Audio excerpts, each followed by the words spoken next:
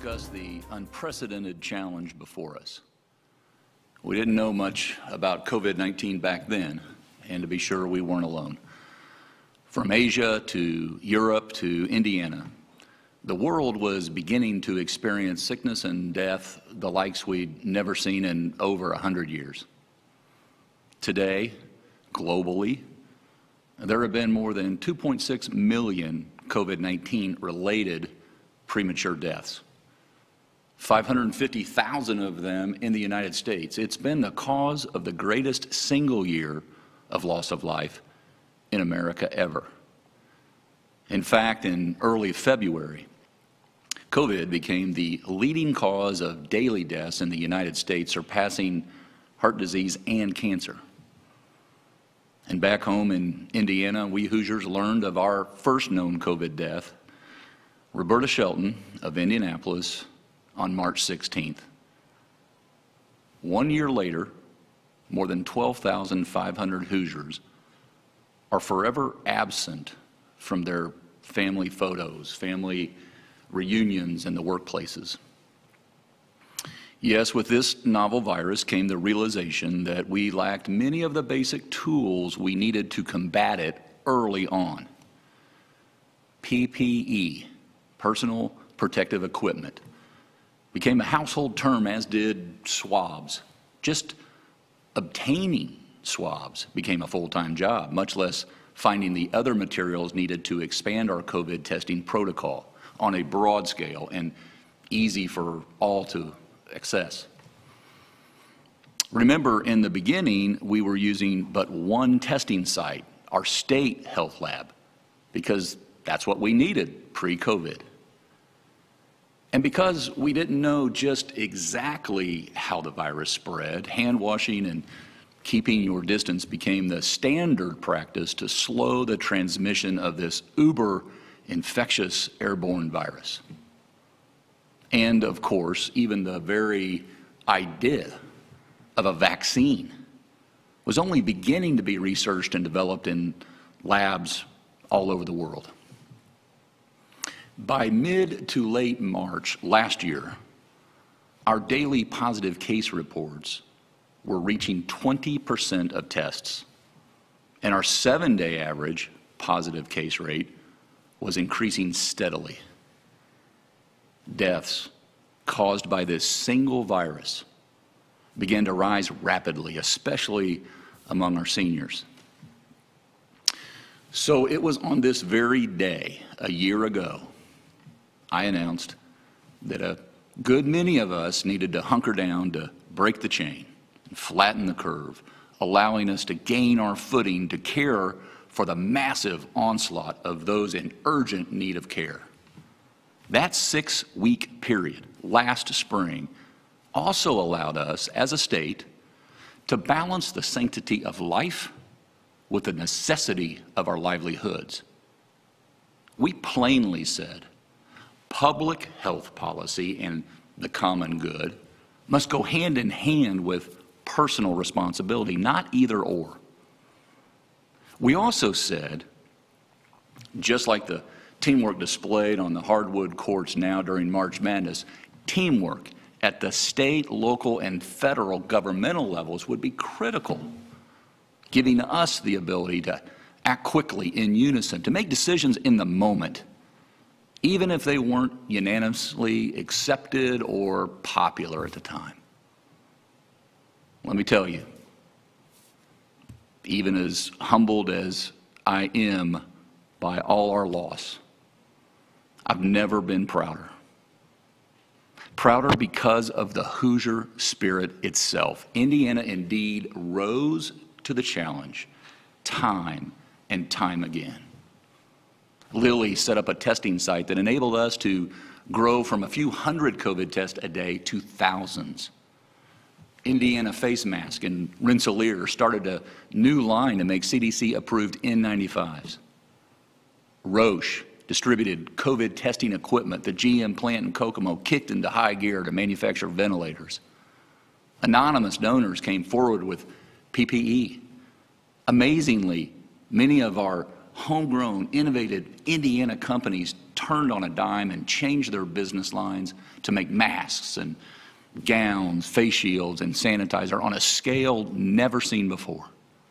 Seemingly overnight, Zotec created a system to schedule COVID test appointments, user-friendly and simple. A system that continues to serve us well with the country's most efficient vaccination scheduling system. And on the top of my thank you list, it's been our hospitals and healthcare workers who've taken on the brunt of this daily deadly disease. They scrambled to protect their own staffs, doctors, nurses, assistants, cleaning crews, volunteers, retired medical workers, and the like. They worked nonstop, shift after extra shift, to keep up on the deluge of patients, many needing critical care. They were as overwhelmed and exhausted as their patients, who left loved ones behind at the emergency room door because the stakes were too high to let visitors in the room. There's never been a day that goes by that I don't think about the thousands of Hoosiers who have passed away, many of them scared and alone, and for their loved ones who couldn't lay them to rest in the manner of their choosing and are still coping to come to terms with such a sudden loss. In a way, the hero in this modern day tragedy is everyone who adjusted their lives to protect our families, our coworkers, our neighbors, or even just someone walking down a store aisle. Retail store employees masked up and stood behind plexiglass to keep our shelves stocked. First responders transported, cared for, and became links between separated loved ones. Parents became teachers, and teachers became virtual links to learning. Nursing home employees cared for the elderly residents most at risk. Zoom became our way of work, our way of meeting, and working remote became a new way of life. Neighbors looked in on neighbors, brought them groceries and medicine, and sometimes just talked with them, safely distanced or through a window. Our own team, led by Doctors Box and Weaver, our state health lab, and all the hundreds of Department of Health staff who have not slept since sometime in early 2020, as well as Drs. Sullivan and Rosiniak and Kaufman and Doss. The Department of Homeland Security, the men and women serving in the Indiana National Guard, the Department of Correction, the IEDC, Indiana State Police, NDOT, the BMV, your entire state government has come together as a family and managed our response driven by data since day one. And throughout this unimaginable year, we as a state have come a long way back, and we did it together. Going back to that earliest possible point, May 4th to be exact, we began to reopen what had temporarily been closed. And by early summer, commercial businesses, restaurants, and our cultural and entertainment venues were operating in at least some capacity. Along the way, we gained a new appreciation for the great outdoors, and we began to work on going back to work and school safely. Then again, the fall and winter brought a second surge. Even worse community spread, cases, hospitalizations, and deaths. And we had to double down on keeping gatherings to a minimum during some of our most important holidays. But our businesses remained open when other states shut down. We showed we could balance, and we showed we would persevere. And today, we're in a different and better place. While Indiana's steady unemployment rate was 3.1% pre-COVID, it spiked to 16.9% almost overnight last spring. Today it stands back at 4.2%, one of the lowest in the country and lower than any state that we touch. After our restaurant and hospitality industry was walloped, it too is rebounding, while many other industries in Indiana have actually grown, reflected in our above forecasted state revenues. To be sure, and back to the teamwork theme, the federal financial aid we've received has helped many of those sectors along the way, including individual Hoosiers with direct assistance and enhanced unemployment insurance, small business assistance with the Paycheck Protection Program, and direct financial support going to hospitals and schools and municipalities. All told, more than $37+ billion are expected to reach Hoosiers. At the same time of such loss, Indiana attracted over 31,000 new job commitments in 2020, an all-time record, because they too believe in Indiana and how we do business today and well into the future. Companies like Catalent and Eli Lilly are filling vaccine doses and developing new drugs that can significantly help reduce hospitalizations and deaths among high-risk patients who contract the virus. And those who are keeping our PPE supply replenished and fresh have made the difference in meeting the immediate needs of the day. Add the fact that our medical providers now know more about how to treat patients, and we, the people, all know how the virus is transmitted and how our personal actions can slow it. Which is why and what brings me to you today. Our current cases, positivity rate, hospitalizations, and deaths have all dropped drastically since mid-January, and 3 vaccines have been approved and put to use.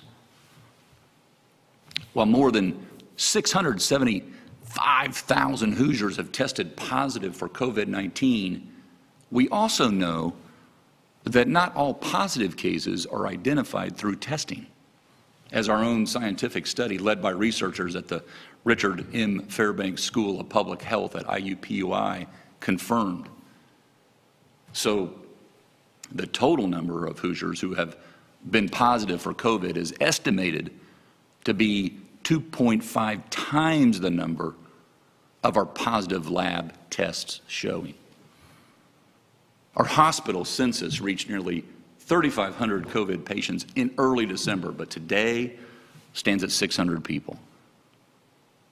Daily COVID admissions have averaged about 60 people for the past 2 weeks. Last fall, 44% of our ICU beds were in use for COVID patients. Now, it's 4.6%.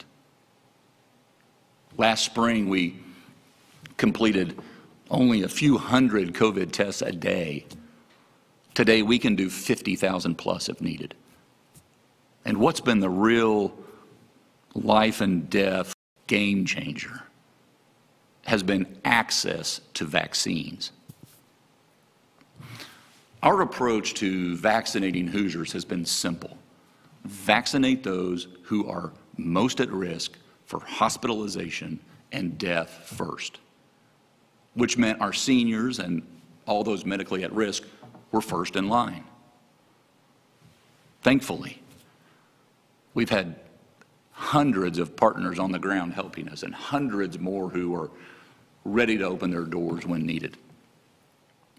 And through it all, our system to schedule and complete first and second round vaccinations has operated as smoothly, again, as any in the country. Today, more than 970,000 Hoosiers are fully vaccinated. 17.8% of Hoosiers 16 years and older. 27% have had at least their first dose. Yesterday, we opened vaccinations to those 40 and up. In the first 24 hours, more than 40,000 registered. Now, if you're watching from home and only concerned about the road ahead, here's where you might want to turn up the volume. Our current state public health emergency and COVID executive order expire on March 31st. I will renew the public health emergency for another 30 days because it allows us to take action quickly if conditions take a turn for the worse and allows us to continue to access the hundreds of millions of dollars in federal funds that are helping the hardest hit Hoosiers weather this lingering storm. The current COVID restrictions will be extended as is through April 5th because of all the out-of-state visitors we have in Indiana right now, and most importantly, to continue to give Hoosiers with comorbidities the opportunity to schedule or get vaccinated. Earlier today, our federal partners told states to expect large increases in the amount of vaccine that will be flowing to us beginning the last week in March. So on Wednesday, March 31st, we'll plan to open up vaccine eligibility to all Hoosiers 16 years and older, anticipating we'll receive additional doses of all 3 vaccines. Already we've nearly 500 sites available throughout the state that are inoculating Hoosiers, and we'll expand our reach by implementing a large employer vaccination program that has been in the planning stages for weeks now to provide an even more convenient way to get vaccinated. We'll schedule additional mass vaccination clinics in April, just like we hosted in Gary and Sellersburg and Indy and this upcoming weekend in South Bend. We'll continue sending our mobile units to targeted areas throughout the state to assure that our distribution is fair and equitable in all corners. Also, starting on April 6th, all decisions about venue capacity will be in the hands of local officials. The State Department of Health will continue to provide county metrics each week, color-coded, which are key to knowing whether virus levels are increasing or decreasing locally.